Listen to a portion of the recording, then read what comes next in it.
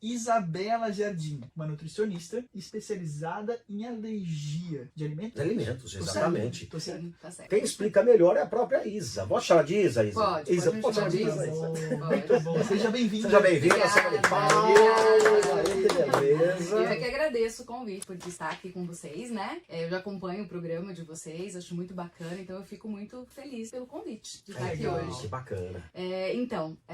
Eu sou nutricionista, né, formada há um certo tempo e me especializei mais recentemente em alergias alimentares, né? Então são alergias relacionadas aos alimentos. Por quê? Porque a alergia alimentar, diferente das outras alergias que não estão diretamente relacionadas com o alimento, elas só podem ser tratadas através da dieta. E aí, como dizem, né? Dieta é com o nutricionista. Então, por isso eu me especializei nessa área por conta tanto de eu começar a perceber no meu dia a dia de consultório o aumento de pessoas procurando com queixas de alergia alimentar e etc., quanto pela falta de profissionais verdadeiramente especializados em alergia alimentar. Posso fazer uma pergunta já? É claro. Na fisioterapia tem super diagnósticos de fibromialgia, né? Então tudo é fibromialgia agora, né? E eu comecei a ver de uns 10 anos pra cá que tudo é alergia agora, né?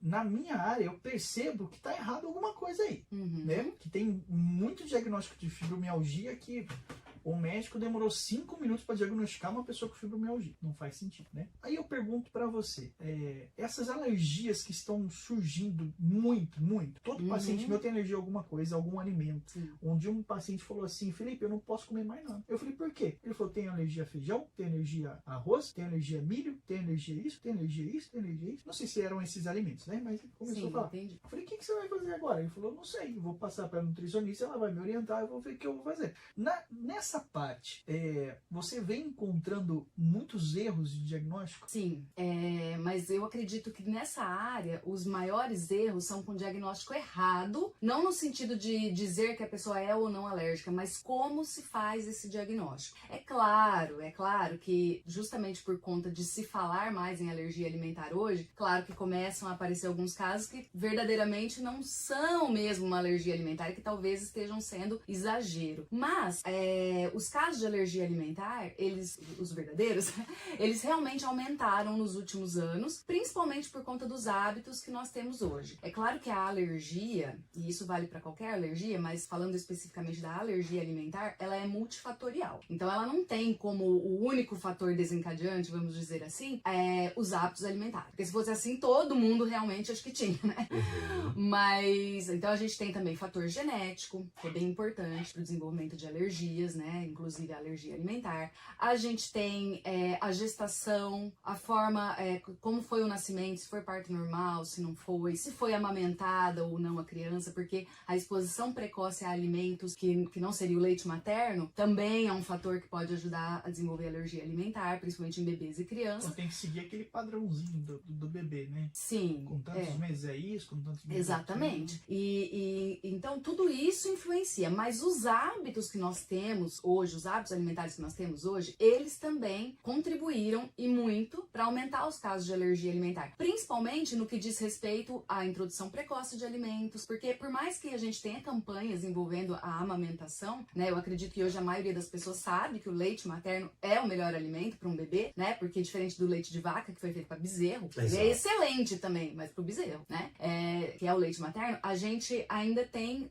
na realidade, poucas mulheres que conseguem colocar isso em prática. Também por diversos fatores, porque trabalha fora, porque não tem apoio, né? Porque existe também muita romantização envolvendo a amamentação, e para quem já passou por essa experiência, né? Eu digo para as mulheres que já passaram, sabe que não é assim tão fácil, né?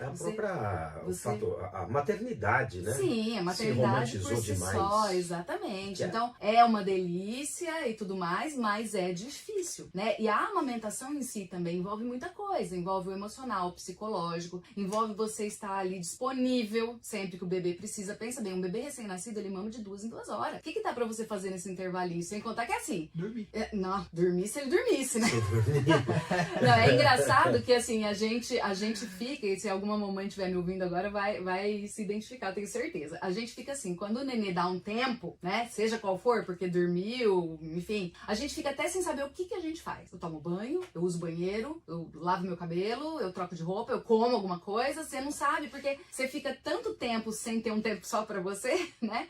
E claro que a amamentação, você amamentar é um trabalho a mais. Fora o físico, né, que dói, que empedra, que, enfim. Mas pra não me alongar muito falando de amamentação, o fato é que hoje, por conta dessa nova realidade que nós temos, tanto na vida da mulher, na vida do casal, enfim, a gente tem menos mulheres que conseguem amamentar, né? Aqui não vou nem entrar no mérito de porque tem leite, porque não tem, porque quer, porque não quer. Só tô dizendo assim, que na prática, são menos mulheres. Se a gente pensar, aumentou de forma substancial nos últimos 10 anos, por causa dessa mudança ou porque vieram novas formas de diagnóstico? Eu acho que as duas coisas. Eu acho que as duas coisas contribuíram, porque há um bom tempo atrás, vamos pensar aí 30, 40 anos. 50 anos atrás, exato, não tinha diagnóstico. Não tinha diagnóstico, ninguém nem conhecia, né? Isso, Aliás, a alergia alimentar hoje ainda, em pleno 2022, ainda é cheia de tabus, a gente ainda tem muitas incertezas. Mas quando a gente pensa em alergia, a gente pensa em sistema imunológico. Exatamente. Né? A gente pensa em sistema imunológico, a gente pensa em diversas variantes, né? Principalmente a parte psicológica. Né? Então, quando a gente pensa em alergia, não tem como a gente não trabalhar no escuro. Sim. Porque dificilmente a gente sabe a causa principal. Exatamente. Né? A gente pode criar um multifatorial, você conseguir identificar algumas porque coisas. Ela é mesmo, né? Multifatorial. Não tem como, né? E é extremamente complexo. Por exemplo, alergia à lactose. Porque nada é como era antigamente também. Não, exato. A própria comida não é, não né? É, a própria comida vem né? carregada de química.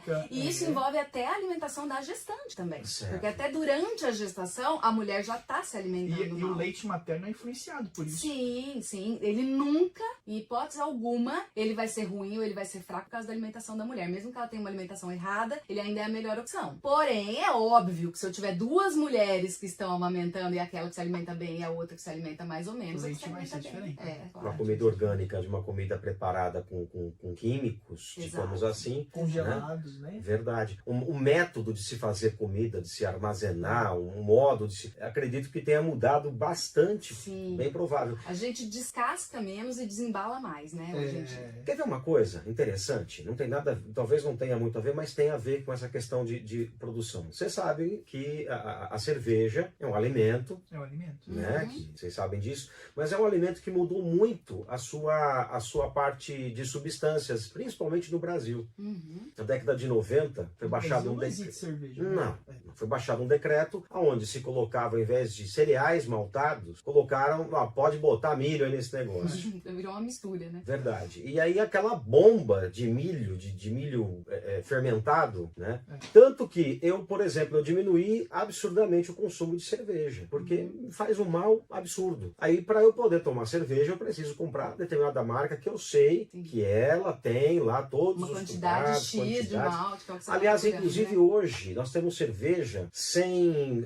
como é que chama aquele... Todo mundo é alérgico praticamente? Glúten. Cerveja sem glúten. Esse é um vilão também, né? Sim, é isso que eu ia falar agora, a hora que você estava falando sobre isso. Uma outra coisa também que mudou nos nossos hábitos, que o pessoal falava assim, nossa, antigamente todo mundo comia pão, comia não sei o que e não tinha alergia a glúten. Mas, além da gente, você falou bem do sistema imunológico, então o sistema imunológico nosso era outro antes. A gente tinha outros hábitos alimentares. E além disso, as pessoas não comem, sei lá, um pãozinho de manhã e um eventual à tarde. A pessoa come pão de manhã, à tarde, à noite, sabe, todo horário, quase todas as refeições, a não ser que a pessoa faça almoço e jantar com o nosso tradicional arroz e feijão, que não é a realidade de todo mundo mais, a pessoa tá comendo glúten em todas as refeições. Então o que as pessoas não entendem é que o problema é ser 880. Muitas vezes, principalmente quando se trata de intolerância, aí eu não tô falando da alergia, que são coisas diferentes, mas quando se trata de intolerância, a gente não precisa excluir totalmente, basta a gente diminuir que o corpo já consegue dar conta. E o glúten é a proteína, é a parte proteica do centeio, da cevada, por isso a cerveja, do trigo e na aveia por contaminação cruzada. A aveia naturalmente ela não tem glúten, mas no Brasil, praticamente todas as fábricas fazem contaminação cruzada. Então a gente até acha aveia sem glúten. Mas aí não é porque existe um processo que dá para eu tirar a proteína. É porque, na verdade, normalmente, né? No caso da cerveja, eu não tenho certeza. Mas do alimento, da farinha, o que normalmente acontece é que eles mudam o ingrediente. Ou no caso da aveia, não faz a contaminação cruzada, que é quando compartilha maquinário, né? Porque a proteína ela pode contaminar até por simplesmente compartilhar um maquinário. E aí você falou da lactose, né? A lactose, ela não é a proteína do leite, ela é o açúcar do leite. Então não existe alergia à lactose. Eu já vi também muitos pacientes me procurando falando que tá com alergia da lactose. Louco. Existe intolerância, tá? E aliás, a intolerância é mais comum também. Pessoal, não é alergia à lactose, é intolerância. Exato. As palavras têm o seu real significado. A né? alergia é da proteína do leite de vaca. É por isso que quando a pessoa tem intolerância à lactose, ela toma um leite sem lactose, tranquilo. Ou então ela usa a enzima, que se chama lactase, que é a enzima que digere. Você toma ela antes, toma o leite depois, tranquilo. É claro que eu tô falando assim de uma maneira... geral, isso, exatamente. Nem todos vão ser assim. Mas eu quero dizer que é muito mais fácil de tratar, de resolver, de adaptar a dieta do que quem tem alergia. Porque não existe um processo ainda que tire só a proteína do leite de vaca e deixe o resto. Não tem como você falar pra sua célula, filha, isso aqui não vai te matar, deixa entrar em você. Não tem como. Deixa a caixinha, ó, fica olhando bem pra caixinha, leite sem lactose. Ó, tá vendo? Não faz mal. Não faz mal, né? Posso. Exatamente. Então, o problema tá normalmente na proteína do alimento. E no caso, então, do leite de vaca, o leite de vaca, ele tem algumas proteínas iguais ao do leite materno, mas em quantidades diferentes, né? E aí é essa quantidade que é o problema. Porque o organismo do bebê, né? Aí voltando a falar daquele que pode ser um dos motivos de desencadear a alergia alimentar, que é a exposição precoce. Eu pego um bebezinho de 2, 3 meses que tem um organismo preparado apenas para receber leite materno O que a mãe dá? e dou leite de vaca, né? Só que algumas crianças, elas são tão sensíveis, né? E isso vai acontecer principalmente em criança prematura, por conta da prematuridade mesmo, do sistema imunológico de um modo geral, e do sistema digestivo também, porque embora a alergia não esteja diretamente relacionada ao digestivo, por ser uma alergia alimentar, quando eu dificulto a alergia, eu aumento as chances de desenvolver também alguma alteração aí no processo de reconhecimento dessa proteína como um intruso ou não. Então tem algumas crianças que elas são tão sensíveis que elas reagem à proteína do leite de vaca via leite materno. E aí a mãe é que tem que fazer a dieta. A mãe tem que excluir o leite materno da vida dela. E aí tá um dos principais erros no tratamento de alergia alimentar. Eu vejo muitos profissionais da saúde falando pra mãe, para de amamentar. E a criança tá com alergia do leite de vaca, você para de amamentar e dá essa fórmula hipoalergênica. Porque a fórmula tem esse nome, né? Hipoalergênica, que são fórmulas que tem a proteína já modificada, a gente chama de extensamente hidrolisada, né? Quer dizer que ela já é quebrada, ela é como se fosse pré-digerida. E aí a criança, ela faz uma digestão, exatamente. Como a digestão ela já vem meio que pronta para ser utilizada, o organismo tem muito menos chance de reconhecer essa proteína como um intruso. Só que aí as pessoas confundem as coisas, achando que a fórmula é um remédio para tratar a alergia. Ela não é, ela faz parte do tratamento como substituto do leite, quando a mãe não pode ou não quer amamentar, seja qual for o motivo. Mas nunca deve ser orientação vinda do profissional. A gente tem que fazer o contrário, a gente tem que orientar, a gente tem que incentivar a mãe a continuar. Até porque, se a alergia está relacionada ao sistema imunológico, através do leite materno, a gente não transmite só a nutrição perfeita, a gente transmite também os que a gente chama de pré-biótico, né? Que são as bactérias do bem, que já existem lá no nosso intestino, e a gente passa isso pro filho através do leite materno. A gente passa anticorpos, a gente passa várias coisas, então a gente fortalece o sistema imunológico, né? Inclusive, eu desenvolvi um método Você ia me perguntar isso? Eu queria falar a respeito disso, que é muito interessante. É específico para crianças, digamos assim, para mães. Na verdade... Explica certinho. Na verdade, esse método, ele vai ajudar qualquer pessoa que tenha uma alergia alimentar. Porque ele é um método natural. Eu dividi ele em 4 passos importantes, né? 4 passos são a base para o tratamento. E existe as suas individualidades também, claro. Porque a alergia alimentar, ela é muito individual. Tanto reações, sintomas e etc. Mas ela serve também, então, para qualquer idade. Mas por que eu foco principalmente no público de bebês e crianças? Primeiro, porque é onde aparecem os principais casos de alergia alimentar, principalmente a APLV, alergia à proteína do leite de vaca, que é a alergia que mais tem, seguida da alergia ao ovo e glúten, em bebês e crianças, tá? E tem os outros alimentos também que são os mais passíveis de causar alergia, alergia, né? As oleaginosas, frutos do mar e tal. Mas em bebê e criança a gente vê principalmente essas duas. Eu ia falar lactose. Leite de vaca e ovo. E aí, é justo nesta fase, principalmente quando é uma mãe de primeira viagem, ou ainda que não seja, né? Mas que o bebezinho não sabe muitas vezes falar o que ele tá sentindo, né? Que fica aí esses erros de diagnóstico, porque é normal até um certo ponto o bebê regurgitar, o bebê tem muita alteração no cocô. Posso falar cocô, né? Pode. No cocô. Tem muita alteração, então tem hora que tá de uma cor, tem hora que tá de outra, tem hora que tá numa consistência, tem hora que tá de outra, e até um certo ponto isso é considerado normal também. É normal o bebê ter cólica, e isso também pode ser sintoma de alergia alimentar. E aí, é neste momento que eu percebo que, no caso das mães, né, até por eu ser mãe também, eu percebo assim que é o momento que ela mais precisa de uma ajuda de alguém que realmente entenda do assunto. É porque até 6 meses, todo o sistema digestivo está sendo Preparado, ainda, exatamente. né? Então, até 6 meses, o refluxo, a cólica intestinal é comum. E o bebê tem, naturalmente. O que não pode é ter aquele refluxo de ejeção, como se estivesse ejetando algo para fora. Aquela babinha do lado, isso é normal. Aquela coliquinha depois do leite, antes de fazer o cocô, isso é normal. Sim. Né? Mas tem padrões que não tem, porque a gente trabalha muito com refluxo de bebê recém-nascido lá na clínica. Isso é muito legal o trabalho que ele faz. Nossa, que eles fazem. Muito E bacana. assim, 2, 3 sessões acaba o refluxo, né? Por causa do sistema do nervo vago, estimulação, tudo, né? Então, assim, o que a gente explica para as mamães? Que até 6 meses é normal ter refluxo. Daí a gente cria um padrão, mostra o padrão do refluxo, que é o mais comum, que é o fisiológico, e mostra depois o padrão. Alô, tá ouvindo aí? Tô ouvindo. E mostra o padrão, tá alguma coisa errada. É o seu, esse aqui? Uma coisa parou. Alô. Aí, tá legal. Alô, voltou. E mostra o padrão patológico, né? O que o bebê não pode ter, né? E poucas vezes eu tive diagnóstico com alergia lá. Sim. Né? Eu nunca me deparei com um bebê com alergia. Qual que é a diferença na Então, cólica, no a refluxo? diferença é justamente essa que você falou. É a criança que ela vai projetar, ela vai vomitar, muitas vezes em jato, né? Ela vai ser uma criança que a cólica não melhora. É aquela criança que chora o tempo todo, a mãe pega no colo, põe pra mamar e a criança não se acalma nem mamando. Porque quem é mãe sabe. Botou no peito, a criança para de chorar. Mesmo que ela esteja com dor, mesmo que ela esteja com, sabe? Ela para pelo menos durante, normalmente. Aí aquela criança que ela começa a mamar e no meio da mamada ela já chora, ela se esperneia, você percebe que é uma cólica mais pesada. Só que assim, a alergia alimentar, ela não tem como sintoma só a cólica e o refluxo. Até porque existem 3 tipos de alergia. Todas elas podem ser alergias alimentares. Então a gente tem a alergia que a gente chama de IgE mediada, alergia não mediada e alergia mista.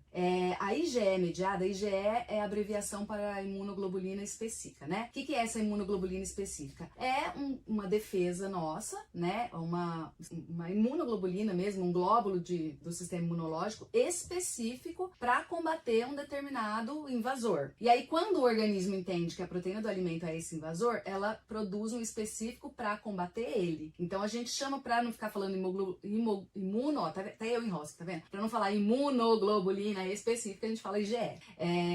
Então, quando ela é uma alergia IgE mediada, eu vou, na hora de defender o meu organismo, de ativar o sistema imunológico, mandar essa imunoglobulina específica. E aí, quando eu uso esse sistema de defesa, porque o nosso corpo tem vários, né? Então a gente fala que está relacionado ao sistema de defesa, mas o sistema de defesa se defende de várias formas. E então, quando o meu organismo usa esse tipo de soldadinho, vamos dizer assim, né? Vamos comparar com soldadinho para ficar mais fácil. Eu tenho uma resposta mais rápida da alergia. Então é aquela pessoa que normalmente... Que daí a gente ouve os casos de anafilaxia, por exemplo, normalmente são IgE mediadas. Que é aquela pessoa, por exemplo, que tem alergia de camarão, come camarão, dali meia hora, 1 hora, ela se empipoca inteira, né? Então é só a IgE mediada que tem risco de ter anafilaxia. Quer dizer, eu não posso dizer que é só... Mas no caso do bebê é comum esse tipo de alergia mais imediata? A não ser que também tem essa história, Pode né? acontecer dos dois jeitos. Então o IgE, essa alergia mediada que você falou, é aquela alergia mais grave. Não, ela não precisa ser mais grave em sintoma. Ela só tem uma resposta mais rápida, tá? Ela é mais grave porque ela tem... A única coisa que pode aumentar a gravidade é porque ela tem a possibilidade de virar um choque anafilático, uma crise de anafilaxia. Tá. Justamente por ter essa resposta rápida. No bebezinho, então, o que a gente vai encontrar de sintomas nessas respostas mais rápidas? Então, a resposta mais rápida, normalmente a criança, quando tem uma alergia alimentar, ela apresenta sintomas gástricos mais leves. Então, aí pode ser essa cólica e esse refluxo se confunde muito com o que seria normal. E ela vai apresentar alterações na pele e no sistema respiratório. Então, é aquela criança, por exemplo, que se ela for a PLV, tiver alergia do leite de vaca, vai ser aquela criança que tem sempre muita produção de muco, muita secreção, catarro, aquelas infecções de repetição. Sabe aquela criança que tá toda hora com... tomando antibiótico. Isso, toda hora tomando antibiótico, toda hora com dorzinha de ouvido, e aí o médico taca antibiótico, piora mais ainda o sistema imunológico, né? As bactérias que estão lá no intestino, coitadas. Então essa é a mediada. E tem um detalhe bem importante, é só essa alergia que é detectada em exame de sangue. Só por causa do IgE? É só a que tem IgE. E por que isso eu falo assim, chamo a atenção pra isso? Porque eu atendo muitas mães, aí volto para aquilo que a gente falou bem no comecinho, dos erros de diagnóstico. Muitas mães que aparecem como, por exemplo, esse seu aluno, né, paciente, que falou que tinha alergia de um monte de coisa. Porque dependendo do tipo de alergia... Ele fez aquele exame de poros, né? Isso, então, eu ia falar isso. Ou é o exame de pele, que a gente chama de prick test. Faz sentido esse ou exame? Então, ele vai detectar o que você tem de IgE. Só que a gente jamais, em hipótese alguma, fecha um diagnóstico de alergia alimentar só com esse exame, só com esse papel. Seja de pele ou seja de sangue. Justamente por quê? Porque eu tenho vários tipos de alergia. E às vezes, dependendo da pessoa, dependendo da alergia, nem tudo que vai aparecer naquele papel a pessoa reage. Entendeu? Então, como que eu vou saber se ela reage ou não? Quando der um IgE mais alto, né? E eu vou casar isso, né? Eu vou comparar isso com a consulta, com sintomas, com a história do paciente e com o teste de provocação oral, se for necessário. Então, a gente precisa desse tripé, precisa desses três para fechar o diagnóstico. Então, um profissional que fecha o diagnóstico de alergia só com exame de sangue ou de pele, tá errado, né? Aí a gente tem um outro tipo que é a não mediada. A não mediada, como o próprio nome diz, não usa IgE. Se ela não usa IgE, ela não vai aparecer no exame de sangue. E eu também já atendi mães desesperadas lá me procurando, falando que levou não sei aonde, em qual médico, e o médico falou, não, sua criança não tem alergia, ó, deu negativo aqui. E a criança tem, porque ela tem claramente sintomas. E aí como que a gente faz pra descobrir? Como são esses? Então, aí tem mais sintoma gástrico, quando não é IgE mediada. Mas... Aí é uma criança, por exemplo, que além dela ter um refluxo, que normalmente é um vômito, né, não é só um simples refluxo, ela costuma ter ou prisão de ventre bem severa, de ficar assim, coisa de 6, 7 dias sem ir no banheiro, ou o contrário. E no caso dos bebês, é muito comum a gente encontrar fezes com muco e sangue, quando tá com muito muco, por causa da Isso, produção de muco. Exatamente. E sangue também. E aí a mãe, você imagina, né, abre a fralda do nenê, tá com sangue, fica desesperada. Então, vai lá. Desculpa. Vai lá, raciocínio. É que eu adoro esse assunto. Vamos lá, para as mamães... Que bom, eu adoro falar dele. É importante para as mamães. É que a gente tá falando sobre filhos, sobre crianças. É importante. E ao mesmo tempo, eu já tô na minha mente relacionando os idosos que têm comorbidade, como Parkinson, como Alzheimer, que já não tem todo o controle, né, de toda a situação. E parece que são semelhantes, claro, guardadas as devidas proporções de idade, com eles, mas né? o cuidado e os problemas que aparecem também. Então, mas aí no idoso vai ser muito mais comum as intolerâncias. As intolerâncias. Que inclusive fazem parte do nosso processo natural de envelhecimento. Mas vamos chegar lá.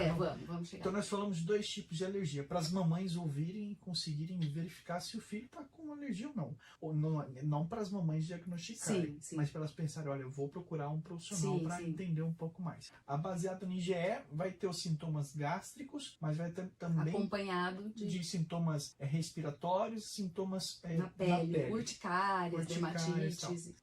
A segunda, que não é mediada, ela não vai ter o IgE diagnosticado no exame, sangue, então no exame. Não tem exame então laboratorial. Não tem alergia. Mas a criança está com sintomas mais fortes intestinais, como o ressecamento ou a constipação, e também, às vezes, quando tem a diarreia, a gente pode falar assim? Pode, claro. Mas não precisa ser diarreia, não. Às vezes, mesmo que a evocação seja normal, ela vem acompanhada de muco e sangue. Pronto. Isso. Mamãe, ouviu? Só que tem um detalhe importante.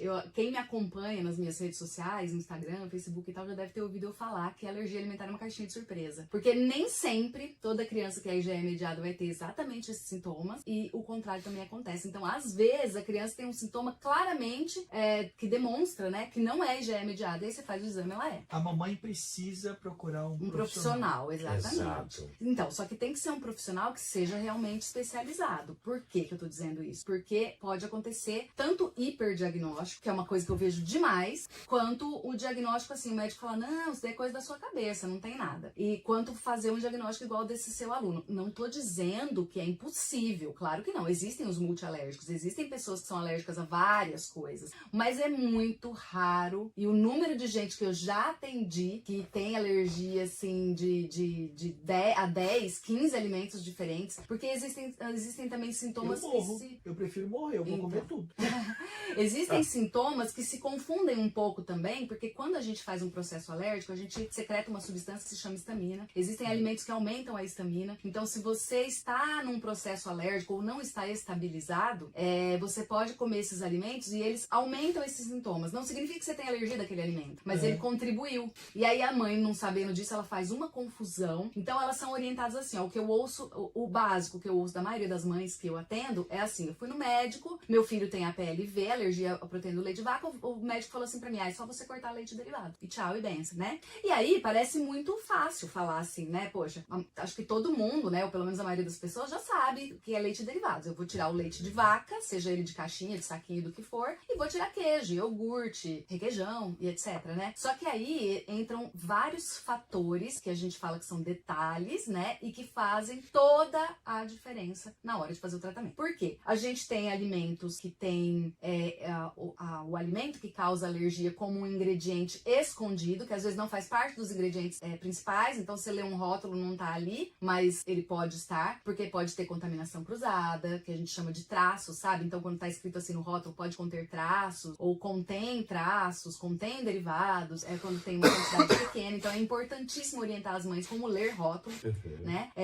Outra coisa, contaminação cruzada dentro de casa. Eu usei uma leiteira, por exemplo, para esquentar o leite pro meu marido que gosta de tomar leite com café. Não, eu pego aquela mesma. Lá, né? Então, e às vezes nem lavando a gente consegue tirar, porque a proteína ela gruda. Principalmente se for um negócio plástico, um negócio, sabe, que tem alguma rachadurinha assim, a gente não consegue ver isso a olho nu. E aquela questão da chupeta. Porque ele tá com vontade, molha a chupeta e nossa. Os familiares são outro obstáculo. A avó que fala, mas só um pouquinho, não tem problema. A tia que, mas ele tava olhando. Nossa. Então, mas não é só a sua, viu? As avós, de um modo geral, principalmente quando a pessoa não viveu ou não vive a alergia alimentar em casa ou com alguém conhecido. Para aquela pessoa, é aquilo que o médico falou, é só tirar leite derivados. O que tem? Não, tá sujo, mas eu já dei uma enxaguadinha. Tem criança que é tão sensível, e essa sensibilidade, claro que vai variar de pessoa para pessoa, mas tem criança que é tão sensível que ela reage à proteína no ar. Se estiver fervendo o leite dela, sentir o cheiro daquele leite, ela reage. Que coisa, gente. Que dó, né? Pois é. Mas é sério isso. E assim, quando a criança tá naquele processo inflamatório que a gente fala, né, que é quando ela tá tendo esses sintomas, ela tá com sintoma na pele, ou ela tá com sintoma digestivo, seja qual for o sintoma, a gente vai olhar para essa criança como se ela fosse daquele tipo que tem a sensibilidade mais alta. O que significa isso? Significa que para a mãe conseguir fazer o tratamento direitinho e estabilizar sintoma, ela vai ter que cuidar de todos esses detalhes. E aí que entra o método que no fim eu comecei a falar e não terminei de falar. O primeiro passo dele é a exclusão do alimento que causa alergia, né? Como é o básico de qualquer tratamento para uma alergia alimentar. Só que feito da maneira correta. Então não é só tira leite derivados ou é só tirar o glúten, é só tirar... Não, você vai tirar da forma correta, que é você excluir, sim, isso que a gente já sabe, mas eu ensino a ler rótulo, assim, nos seus detalhes, até porque a gente tem uma lei que prevê, né, como que tem que aparecer esse rótulo, como que tem que estar escrito. Só que aí a gente tem alguns problemas, né? A gente só tem, essa lei só obriga que os rótulos de alimentos vindos da indústria tenham esse aviso. Sabe aquele aviso para alérgicos que vem escrito atrás? Se for um alimento, por exemplo, caseiro, se for alguma coisa que foi porcionada no próximo estabelecimento, então você vai lá, por exemplo, na bancada ali da padaria e fala, vê pra mim 200 gramas de mussarela. Não tem obrigatoriedade nenhuma de estar nada escrito lá. Exatamente. Então, quando é caseiro e só produtos de alimento. A gente pode ter proteína do leite em pasta de dente, hidratante, shampoo, medicamento. Então, como a gente tem que olhar para essa criança como se ela fosse ultra sensível, a gente vai tirar até isso. Pelo menos até ela estabilizar. Até porque ela estabilizando o sintoma, né, depois que a gente diminui essa inflamação intestinal e tudo mais, a tendência é ela ser menos sensível. A maioria das crianças que são APLV, inclusive, em torno aí de 85, 90% das crianças, ela desenvolve a tolerância, que é o que a gente chamaria de cura. Mas, ainda que ela não faça isso, a gente conseguindo fazer o tratamento e estabilizando, a gente pelo menos diminui a sensibilidade, o que já vai facilitar muito o dia a dia, porque daí ela já não vai mais reagir a traço, por exemplo, né? Aí também faz parte do método o cuidado com o ambiente. Ó, eu já vi casos assim, olha, é umas coisas assim que a gente, quando não vive o mundo das alergias, não acredita que acontece. Uma mãe que comprou uma melancia dessa cortada já no supermercado, certo, que ela chegou em casa e ela era assim muito cuidadosa, ela prestava atenção em tudo que dava pra criança, ela já sabia que tinha que ler rótulo, nanana, e essa criança começou a empolar o pezinho dela, e ela tinha alergia ao leite de vaca. Aí essa mãe quebrando a cabeça, pensando, meu Deus, o que eu dei de diferente pra essa criança? A única coisa que ele comeu é melancia, ele não tem alergia da melancia. Aí que ela se tocou de perguntar lá no supermercado quem cortou, como que cortou, e aí ela foi descobrir que usaram a mesma faca que cortaram queijo pra cortar a melancia. Pra você ver o grau de sensibilidade de algumas crianças. Já atendi mãe também que derrubou leite no chão, limpou o chão, a criança pisou de calça ali. Então, assim, são situações, claro, muito mais raras, né? Não é o mais comum, mas que pode acontecer. Pode acontecer. Então, a gente vai cuidar também do ambiente. Outra coisa importantíssima, já que a alergia alimentar está ligada ao sistema imunológico, eu tenho que fortalecer o sistema imunológico para ter um bom prognóstico e um melhor tratamento, estabilizar sintomas mais rápido e etc. E aí eu tenho duas coisas que eu tenho que corrigir. A exclusão, o exagero, né, na exclusão de alimentos. Então, quando excluo muitos alimentos, eu acabo excluindo muito da nutrição da criança também. Então, a criança que é a PLV, por exemplo, é muito comum estar com falta de cálcio, falta de vitamina D, né? Às vezes falta de vitamina C, porque os alimentos que mais aumentam a histamina são frutas. E aí a mãe dá fruta, seja ela qual for, né? Principalmente as cítricas e tal, dá a fruta pra criança. A criança parece que empola tudo a boca na hora que come a fruta. A mãe, claro, fica morrendo de medo da criança também ser alérgica à fruta e corta a fruta. Olha, eu tô pra dizer pra vocês que 90% dos pacientes que eu atendo são crianças que comem assim, só arroz, feijão, um tipo de carne, fórmula. E sabe assim, a mãe fica com muito medo de dar qualquer alimento porque essa criança nunca estabilizou. Porque ela nunca foi orientada a fazer dessa forma correta. E uma outra coisa que a gente usa também é probiótico, que também fortalece o sistema imunológico. Então tem todo um passo a passo, né? Assim, dentro do método, eu ensino muitas coisas detalhadas. Pra você ter uma ideia, eu faço tanto no atendimento presencial, né? Essa orientação presencialmente, quanto tenho esse programa também online. No programa online ele tá dividido em 10 módulos. Então são 10 conteúdos, né? Isso só pra explicar, porque mesmo... Porque quem entra no programa, eu chamo de programa Chega de Alergia. Quem entra no programa também tem atendimento individual. Eu acompanho através de uma plataforma que chama Dietbox. É uma plataforma que é até bem conhecida pelas Nutris, né? Dá pra mãe fazer diário alimentar lá, que é uma ferramenta importantíssima. Eu atendo algumas mães que são um pouco teimosas, né? Assim, não quer, eu tenho que ficar anotando tudo que come, mas é super importante, porque a gente não pode confiar na memória. Porque às vezes você, não dei nada de diferente. A hora que você vai ler o diário alimentar, não, mas peraí, tinha essa bolachinha aqui. Mas tinha não sei o quê. E se você não faz isso, você começa a ficar tão insegura que começa a cortar um monte de alimento. E a mesma coisa na introdução alimentar também. Como a maioria que eu atendo é criança, bebê, eu ensino a fazer a introdução alimentar da forma correta também, ou a introdução de novos alimentos quando a criança já é maiorzinha. Por exemplo, eu tenho uma paciente que tem 4 aninhos, ela é da parte nordeste do país, porque eu faço atendimento tanto presencial quanto online, né? Independente de estar no programa online ou de fazer o individual, eu atendo online também, quem faz o individual, e a criança dela tem 4 anos. Com 4 anos, essa criança ainda toma fórmula infantil, porque a fórmula ela é o substituto do leite materno. Então ela é recomendada só até os 2 anos de idade. Mas por que a criança toma ainda? Porque o próprio médico fica com medo de tirar, porque a criança não come nada. Ela não comia nada. E aí eu falei pra ela, mas o que foi diagnosticado de alergia nela? Não, o diagnóstico é só a PLV, mas eu percebo que ela reage a tudo. E aí uma mãe que fala isso pra uma pessoa leiga, a pessoa vai falar, nossa, mas você tá louca, tá achando que tudo dá alergia? Não é que ela tá louca, é que tem alimentos que realmente dão essa impressão por conta de aumentar a histamina. E aí se você não fala isso pra essa mãe, se você não explica isso pra ela, se você não ensina como que ela vai testar esse alimento, ela nunca vai introduzir novos alimentos nessa dieta. Essa minha paciente em especial, ela, quando eu atendi ela, ela não comia nenhuma fruta, nenhuma. Aí só de eu ensinar ela como fazer a introdução de novos alimentos da forma correta, de uma forma que ela se sentir segura, a menina já está comendo 8 tipos diferentes de fruta. Nenhum deles ela tem alergia. Puxa vida. E aí a gente faz como? A gente faz teste de provocação oral, a gente vai introduzindo aos poucos, a gente vai vendo. De gotinha em gotinha. A gente vai de pouquinho, a gente tem as porções. E o teste de provocação oral, ele serve também pra gente, depois que a criança já está estabilizada, a gente poder medir se essa criança desenvolveu tolerância. Então o teste ele serve para as duas coisas, né? Para diagnóstico. Eu vejo a revolta da Isabela. Aí eu fico mesmo. Como eu tenho fisioterapeuta que fica alongando todo mundo. Tudo é alongamento.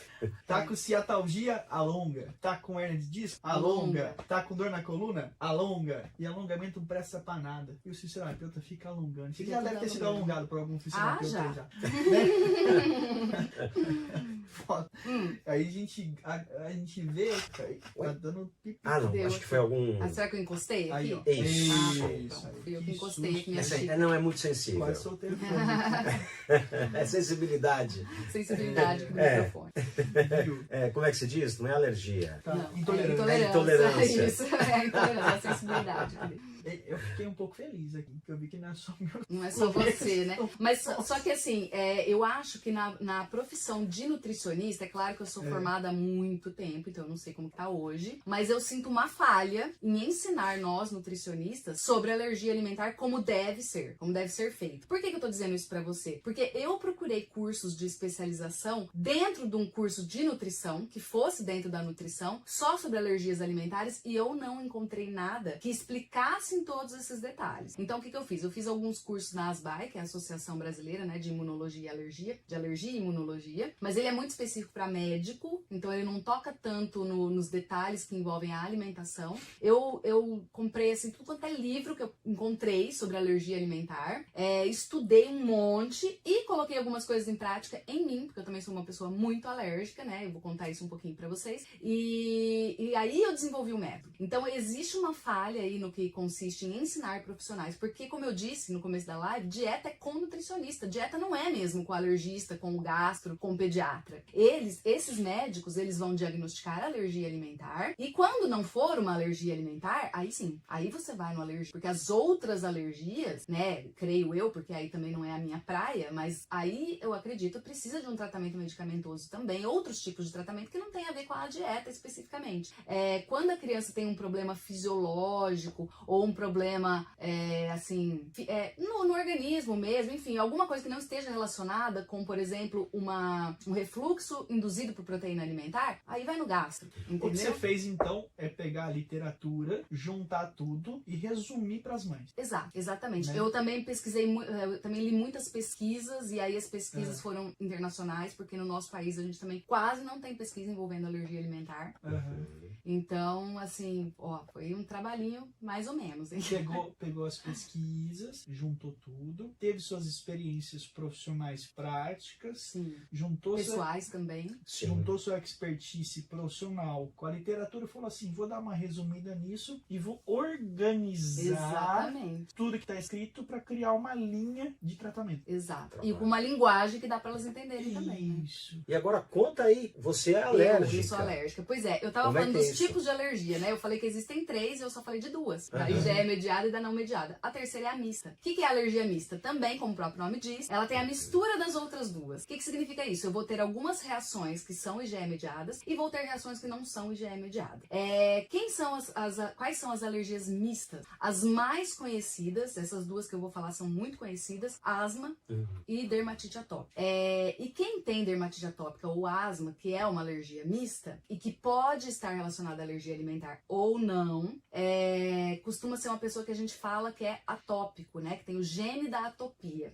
Então, as pessoas atópicas, ela tem uma forte contribuição da genética, né? Normalmente, quem é atópico tem pai ou mãe, que tem também. E existem 5 alergias que estão relacionadas com esse gene. A gente tem a alergia alimentar, que pode ser relacionada com esse gene, não é todo tipo de alergia, né? Como a gente falou, tem vários tipos, mas pode estar relacionada. Então, a gente tem a alergia alimentar, a gente tem a asma, a dermatite atópica, a rinite alérgica, que é outra bem conhecida. Essa é minha companheira. E a bronquite. Existe alergia ao frio? Então, na verdade, não é alergia ao frio, né? Eu entendo que é uma reação que o organismo tem por conta da mudança de temperatura. Aí ataca a rinite, né? Eu cancelei o podcast semana passada. Eu trabalhei na clínica até meio-dia. Na segunda já tava com uma tosse, uma coisa bem simples. Aí eu trabalhei na quarta, a gente tava vindo pra cá. Foi. Foi. Trabalhei na clínica meio-dia, aí fui pra casa, fui trabalhar no computador em casa. Sentei na mesa, comecei a trabalhar. Minha mão começou a gelar, porque tava frio pra caramba na quarta-feira. Nossa. Bauru, região, mas aqui no estado de São Paulo, de uma certa forma, foi bastante Aí frio. atacou. Comecei a espirrar, tossir, espirrar, tossir, espirrar, tossir, espirrar, tossir. Eu falei, vou tomar um banho quente. Fui tomar um banho quente, deitei no edredom, foi aquela hora que eu mandei mensagem pra você. Eu tava trancado inteiro, tossindo que nem um louco. Fiquei meia hora no edredom. Passou. Diminuiu. Passou praticamente. Falei, vou voltar a trabalhar. Voltei a trabalhar, voltou tudo de novo. Eu falei, não é pra trabalhar hoje. Não foi só com você, não. Não, mas é que a temperatura, a mudança brusca de temperatura, ela é o start, né? Ela às vezes é aquele interruptorzinho que... Às vezes eu tô dentro da clínica, eu saio no sol. A mudança brusca. Eu começo a espirrar. Não precisa ser pra frio especificamente, a mudança brusca de temperatura. Então não é alergia, porque ela exige do sistema imunológico. Não, ela pode ser. Pode ser. Pode ser que a alergia que ele tem é desencadeada por essa mudança brusca. Olha que é que assim, ó, essas 5 alergias que eu falei, né? A asma, dermatite atópica, alergia alimentar, bronquite e rinite alérgica, elas podem ser vindas desse gene, tá? Dentre esses aqui, a asma e a dermatite atópica são alergias mistas. A gente tem também outras alergias que são mais raras, que também são mistas, né? Mas como essas são as mais comuns, eu optei por falar por elas. E aí, sobre elas, né? E aí, as pessoas que carregam esse gene, elas podem ter desde uma só tem a alergia alimentar, só tem a rinite, só tem a dermatite, só tem a asma, só tem a bronquite, ou ela pode ter 2, 3, todas. A gente tem uma projeção de desenvolvimento dessas alergias, que costuma ser comum em quem é atópico, que a gente chama de marcha atópica, que é assim, enquanto é criança, enquanto é bebê, tem a tendência maior a desenvolver a dermatite atópica, depois passa para alergia alimentar, depois passa para rinite, que vira uma bronquite ou uma asma, e por aí vai. Mas isso não é regra. Então, como eu disse, existem pessoas que vai ter só uma coisa, tem gente que vai ter todas, tem gente que vai ter 2 ou 3. A maioria dos atópicos tem pelo menos 2 manifestações, e essas manifestações também variam de gravidade. Então, tem desde pessoa que tem uma dermatite atópica, por exemplo, leve, e pessoa que tem uma dermatite atópica grave. E às vezes você tem 2 ou 3 alergias dessa, e uma é grave, as outras 2 são mais leves, tá? Então, por que eu tô contando da alergia mista pra vocês? A alergia alimentar, ela pode fazer parte desse tipo de alergia, né? Que vem desse gene atópico. E quando a alergia alimentar, ela vem daqui, e aí a criança desenvolve, por exemplo, uma dermatite atópica relacionada exclusivamente à alergia alimentar, eu curo essa dermatite só com curo, assim, entre aspas, né? Porque a alergia, na verdade, a gente fala que desenvolve tolerância, controle, etc. Mas então eu acabo com o sintoma da dermatite atópica, vamos colocar assim, só corrigindo a dieta. Certo. Então eu tiro aquela proteína, sara a pele. Só que apenas 37%, de 35% a 40%, das pessoas e crianças e adultos, etc., que tem dermatite atópica, ela está relacionada com a alergia alimentar. Então, quando ela não tá, aí a gente tem que partir para outros tratamentos. Agora, eu vou falar uma coisa para vocês que eu vou ser meio suspeita de falar, mas eu vou falar assim mesmo. Já que a alergia, seja ela qual for, está relacionada com o sistema imunológico, eu preciso melhorar esse sistema imunológico, né? E a principal forma, uma das principais formas é através da alimentação. Eu preciso melhorar esse sistema imunológico para responder melhor a qualquer que seja o tratamento. Se for alergia alimentar, então nem se fala. Mas mesmo que não seja, eu já percebi em alguns estudos, tem levado, a gente ainda não existe nada concluído, mas tem levado a esse resultado, vamos dizer assim. E eu já coloquei na prática comigo, e eu tive uma melhora muito grande das minhas alergias usando probiótico e corrigindo a alimentação. A diferença é que quem não tem uma alergia alimentar instalada não precisa excluir completamente, vai só diminuir, tá? E quem tem, claro, aí precisa excluir. A alergia que eu não tenho a alergia alimentar, apesar de eu trabalhar com alergia alimentar, mas eu tenho a alergia mista, eu tenho dermatite atópica e rinite. E a minha dermatite atópica, ela não é muito leve. A dermatite atópica, pra quem não sabe, são aquelas feridas, né, aquela coceira que você não consegue parar de coçar de jeito nenhum. Ela tá muito relacionada com o emocional. Ela tem o emocional como um dos principais starts, né? Mas ela tem todo um misto aí de coisas. Ela tem o cuidado com a pele. É uma pele extremamente seca, então você tem que hidratar, mas hidratar assim muito. E quando eu falo hidratar muito, é muito. É passar o creme assim que deixa ele uma crosta e esperar o corpo absorver. E aonde tá atacado, a gente tem que passar água, refrescar, depois passar o hidratante, fazer exercício de respiração para se acalmar, é uma coisa assim. Tomar cuidado com o sabonete que tá usando. Sim, com todas as coisas que tá usando. Aí eu tenho... Shampoo, sabonete. Ah, eu não vou falar a minha idade. Eu ia falar, mas não vou falar. Mas eu já não sou mais um bebê, né? 20, Apesar da minha 20, carinha de 25, bebê. 23 anos. Que 23 anos, né? Mais ou menos igual a nossa idade. Quase em cada Você perna. com 27, eu com 24. Estamos aí. Pois é, estamos né? Então assim, eu teoricamente não deveria mais usar sabonete de recém-nascido, mas eu uso. Então. Sabonete líquido de recém-nascido, sem perfume, enfim.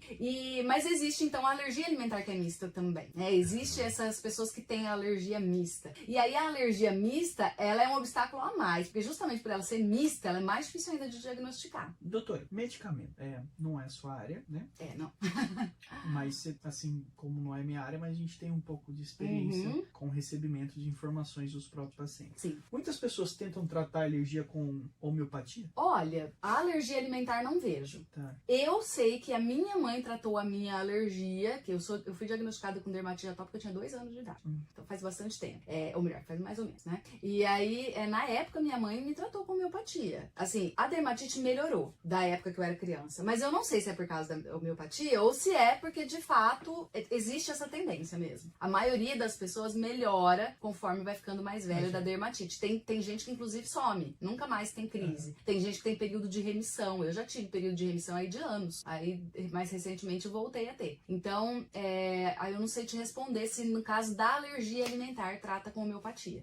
Tá? Mas eu sei que tem muita gente que confunde, e aí eu vou de novo falar dos profissionais que não são verdadeiramente especializados, que dão remédio para tratar a alergia alimentar. Como que faz isso? A criança aparece lá com refluxo que dá para você perceber que não é o refluxo normal, o médico dá um remédio para refluxo. Que eu acho, não tô querendo dizer com isso que não se deve usar medicamento. Eu acho que o medicamento tá aí para ajudar mesmo. Principalmente enquanto você ainda está em tratamento para acabar com esses sintomas. Enquanto você ainda tá tendo sintoma, para melhorar a qualidade de vida do bebê, para ele dormir melhor, etc. Do bebê, da criança, enfim. Aí eu acho que é super válido você oferecer um medicamento para melhorar o refluxo, oferecer um medicamento para regularizar o intestino, por exemplo. Seria errado só se o refluxo fosse causado pela alergia. Ah, sim, não, eu tô falando da alergia, tá? Eu tô falando da alergia alimentar, porque aí você não tá indo na causa, você tá indo só no sintoma. A causa é o alimento, então você precisa excluir. Não tô falando de outros casos de refluxo, não, tá? Só tô falando em relação à alergia alimentar específica. E as mamães vão falar, não é pra dar remédio.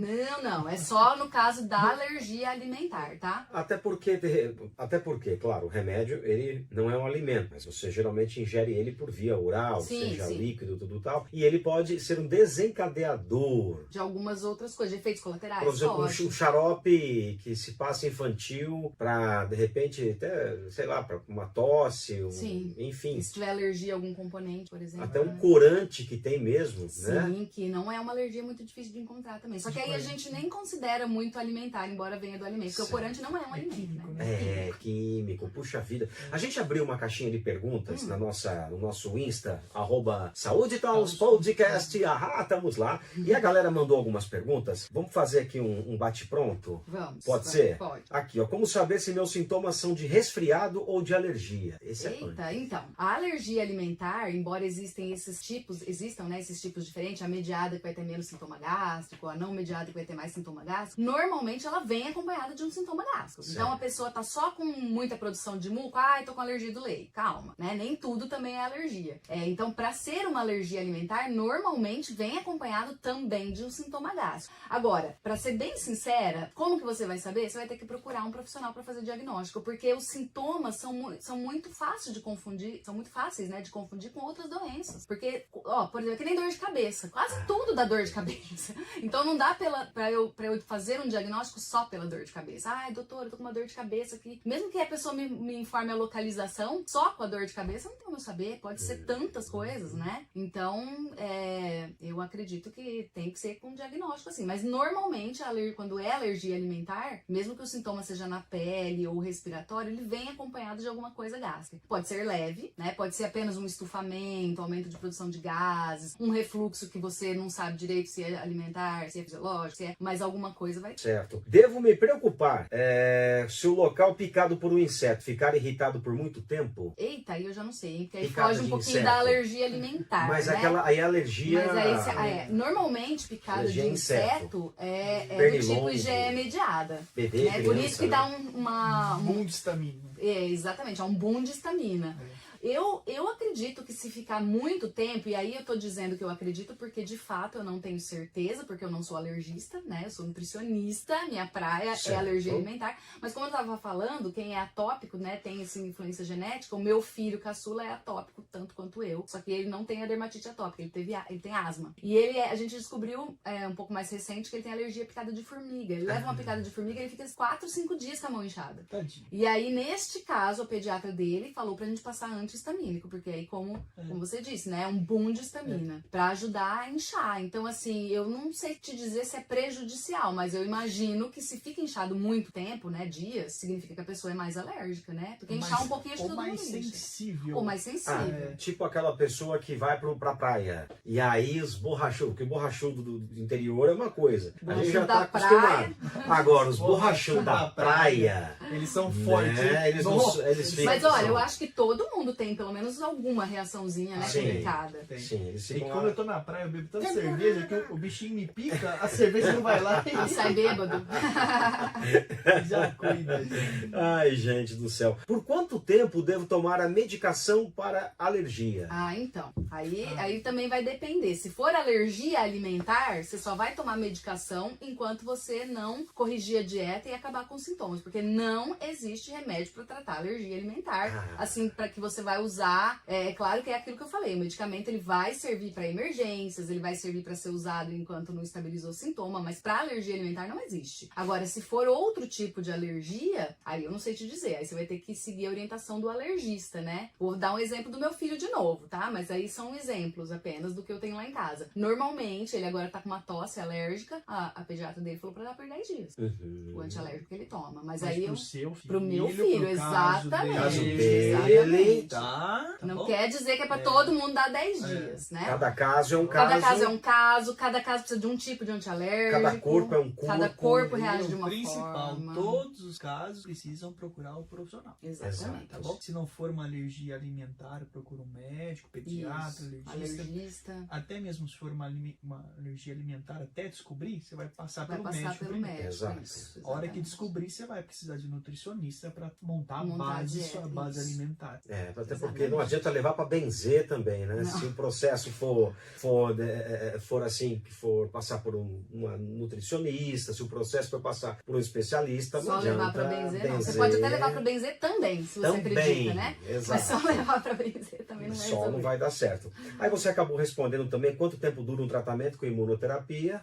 Então, se for o tratamento de alergia alimentar, Certo. ele vai depender também da resposta, claro, mas pelo menos para estabilizar sintoma, quando é uma criança que ainda tá com sintoma porque não conseguiu corrigir todos esses detalhes que eu comentei aqui durante a live, a gente consegue no máximo aí 6 semanas, 8 semanas acabar com todos os sintomas, se fizer direitinho. E aí o desenvolvimento da tolerância é que vai depender do organismo, tá? Porque dependendo do tipo de proteína e do organismo, essa proteína pode ficar no organismo aí até 20, 30 dias. Então, às vezes faz 30 dias que você não come, mas a proteína tá lá circulando. Eu sofri muito com alteração digestiva por causa dos suplementos alimentares, né? O whey protein, por exemplo.